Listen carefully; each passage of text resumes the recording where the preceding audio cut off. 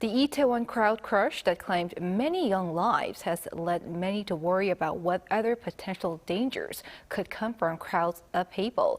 Is the densely populated city of Seoul truly ready to prevent future disasters? Our Kim Yeon-seung looks into safety in the capital.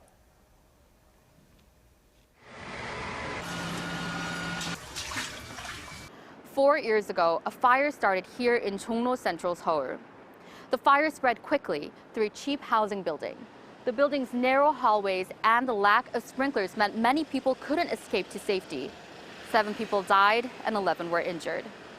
In Seoul, housing is scarce and rents sky high, so many are left with no choice but cheap, subpar living quarters that are often unsafe. When people think of accidents that can happen due to overcrowding, they usually think of stampedes or crowd crushes. But this Jong-ro fire was another deadly example of accidents that can happen due to overcrowding. The capital city of Korea, Seoul, is bustling with more than 9 million people, with even more living in the surrounding areas. The city is about 605 square kilometers in size, which means more than 15,000 people are crammed into each square kilometer. That's more than double the density of Tokyo or New York, and about triple that of London. Take away the mountains and other places where people can't live, and Seoulites are even more closely packed together. Because we experience overcrowding every day, from living to going into work, we've become unaware that these situations can be dangerous. The recent Itaewon disasters led us to become aware of the danger, and it could lead to meaningful efforts to address other potential dangers. Clustered living quarters, jam-packed subway trains or buses during rush hour, a big sale at the mall, festivals, concerts, or anywhere big crowds flock to can be more vulnerable to disasters.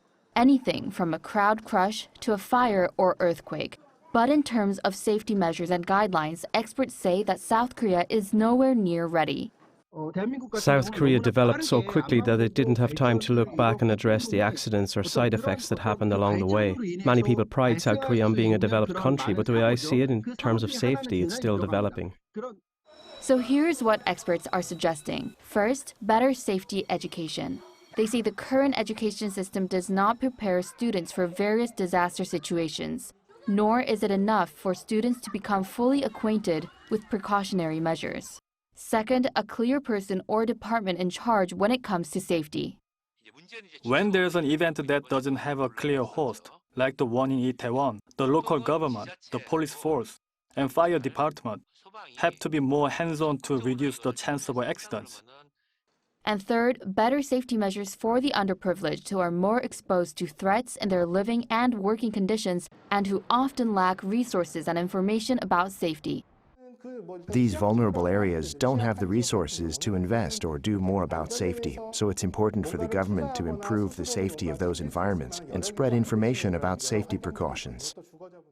In the sprawling metropolis, overcrowding has become part of daily life. And it wasn't until the deadly Itaewon crowd crush that claimed more than 150 lives that people started to see overcrowding as a real threat.